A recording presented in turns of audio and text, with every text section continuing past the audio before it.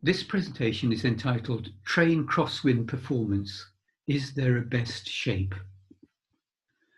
Over recent decades, there's been a great deal of work to look at train crosswind performance and to determine if there is a risk of a crosswind-induced overturning accident.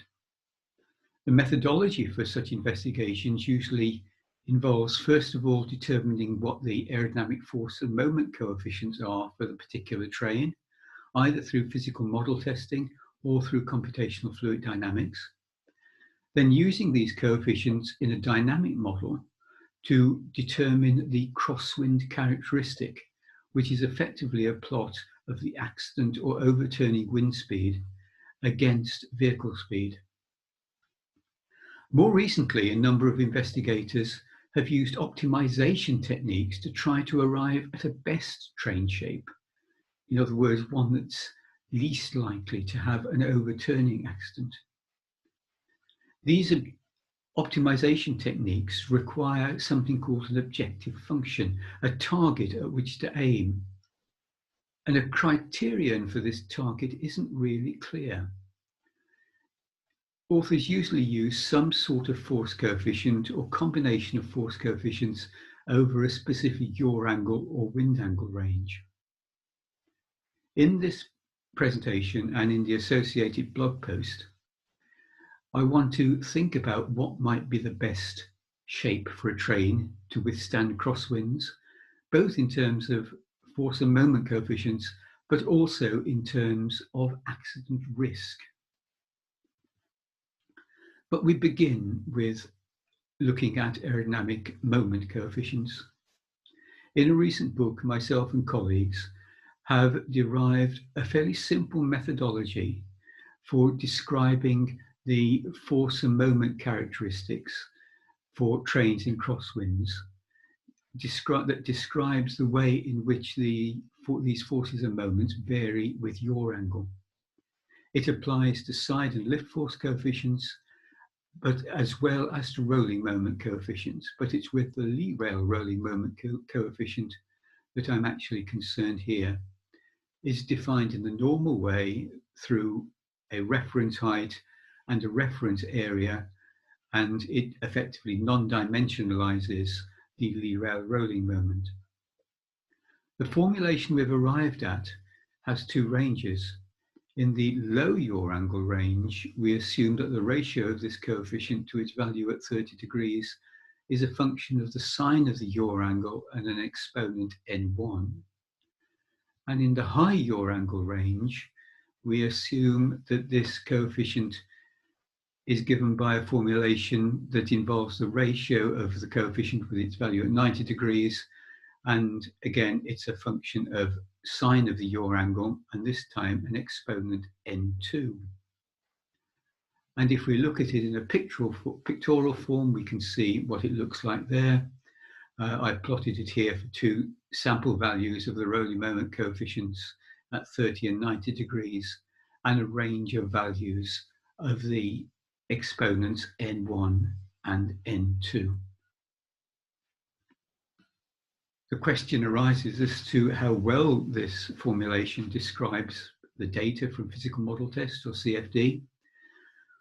What we've done here, again from the book Train Aerodynamics, Fundamentals and Applications, is to take the data from the SEN codes and from the recent Aerotrain project for side force coefficient, with side force coefficient plotted against yaw angle, and fit the formulation I've just described to it. And it can be seen to be quite good in general. If it goes wrong anywhere, it goes wrong in the region where the high yaw angle and the low yaw angle formulations cross. But that's actually not a particularly critical area.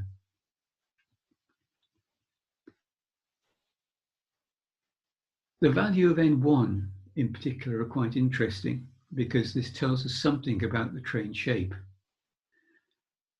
A large amount of experimental data clearly points to the fact that this parameter varies with the bluntness of the vehicle. For road vehicles, for lorries, it's somewhere around 1. For blunt-fronted trains, somewhere around 1.3. For streamlined trains, somewhere around 1.5, and for trading coaches, maybe 1.8, 1.9, something like that. The values can be determined to about 0.1, and we'll see a little later that that's of some significance. But having obtained the force and moment characteristics, we then need to calculate the crosswind characteristic. And again, how we do this is outlined in the book, Train Aerodynamics, Fundamentals and Applications. And I'm only simply going to describe the results here.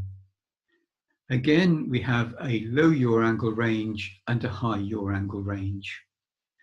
And in each range, we define a curve of wind velocity u against vehicle velocity v. And these curves are a function of the exponents n1 and n2 that we've talked about, and the ratio of the rolling moment coefficients at 30 and 90 degrees. In this formulation, we've normalized the wind velocity at which an accident occurs and the vehicle velocity with a parameter that we call the characteristic velocity, UC. And this characteristic velocity is a function of various train parameters, in particular train mass and train suspension parameters.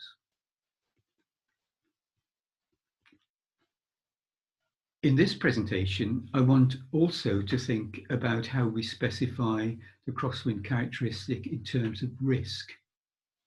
And to do that, we assume a reference site on the railway of length L with a particular number of trains per hour, N, and we look at how often a particular accident wind speed might be exceeded at that site in any 1 hour when a train is present there.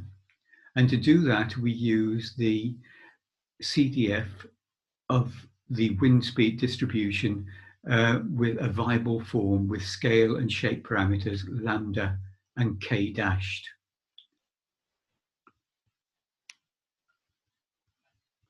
How well does this formulation fit the data? Again, we've fitted the data to the SEN and the Aerotrain train data, and again, it can be seen to be a reasonably good fit in most cases.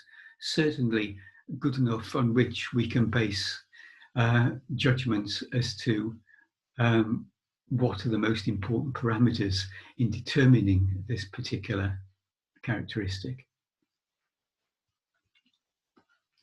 The next step then is to define a base case, and we define a base case with a set of parameters that I've listed there, specific values of the rolling moment coefficient at 30 and 90 degrees, specific values of the exponents n1 and n2, a train mass of 45 tons, which gives a characteristic velocity of 38.2 meters per second, which is close to that for the high-speed trains in the SEN code. We assume a reference site, which is typical of an exposed upland site in the United Kingdom. We assume a section of track 1,000 meters long with 10 trains an hour. On the left there, we show the crosswind characteristic in its classic form, and it can be seen that the accident wind speed decreases with vehicle speed, as would be expected, and that there is some sort of break point at low speeds, and that's where the speed range passes from the high yaw angle range through to the low yaw angle range. In terms of risk on the right-hand side, we plot risk there as a logarithmic risk. So the risk gets smaller as this number on the left-hand side gets larger. The risk at 350 kilometers per hour is about -7, 10 to the -7, and this falls off by about an order of magnitude down to a speed of 100 kilometers per hour, and then falls off very markedly below that. Again, we can see this break point between the low yaw angle and the high yaw angle range. We can use this sort of formulation then to look at sensitivity to variations in the various parameters. If we look at variations in N1, the low yaw angle exponent first, we can see there are variations in both risk and in accident wind speed.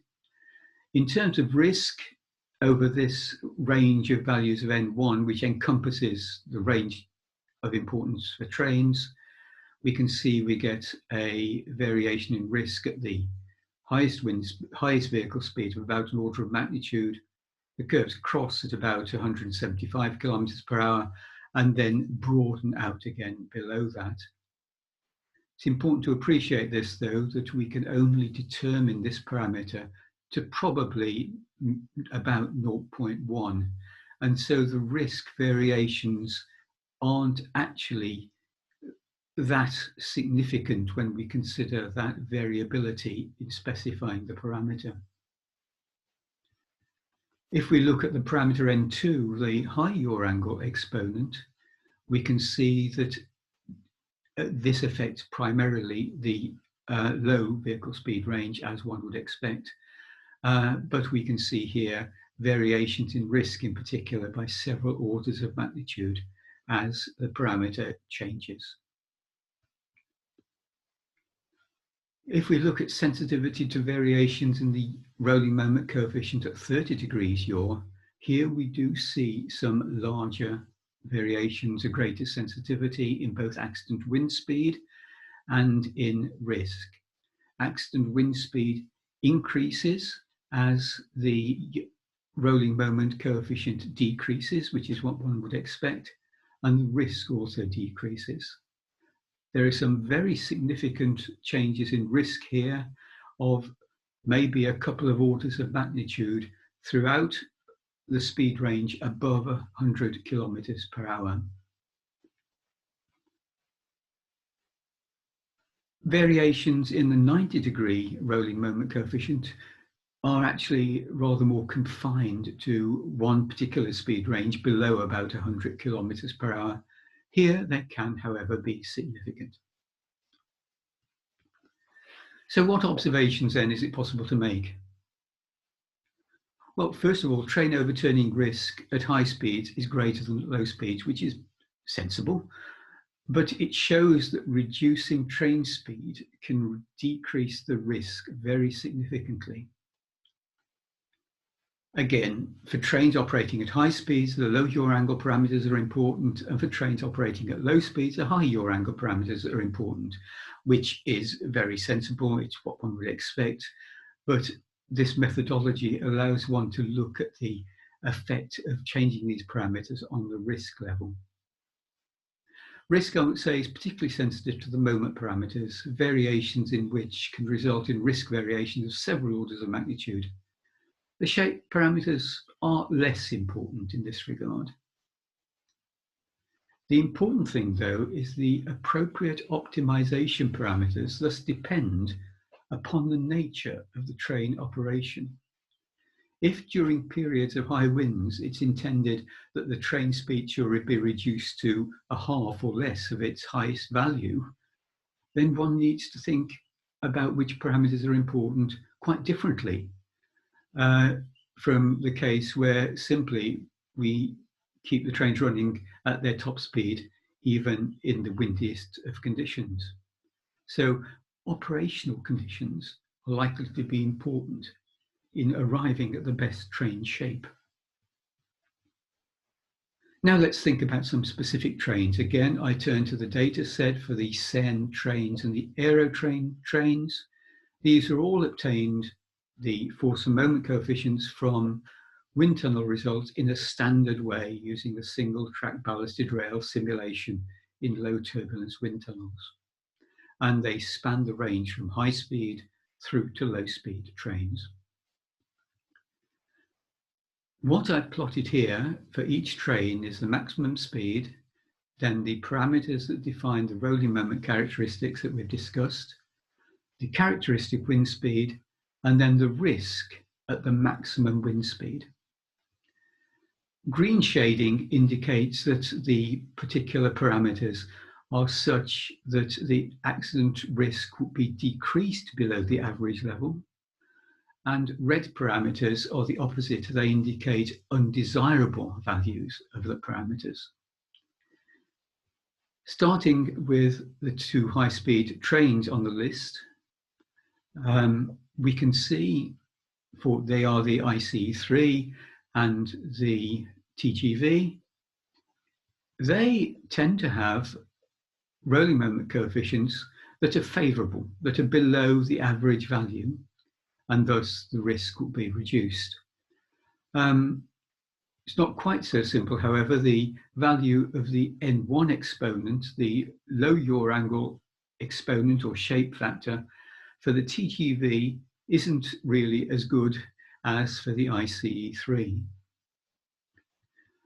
There are two other trains for which the rolling moment coefficients are quite low, and this might perhaps be something of a surprise. They're the IR train, the Interregio, and the Silberling train. And these, as I say, have got rather low values of rolling moment coefficient.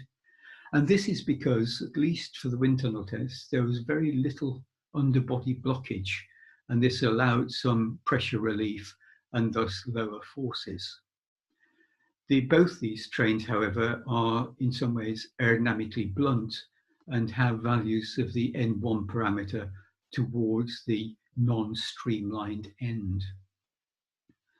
The worst of the trains that we see there is the M6BX, which has high values of the rolling moment coefficients, and this is simply because it's a double-deck train with a large area exposed to the crosswinds.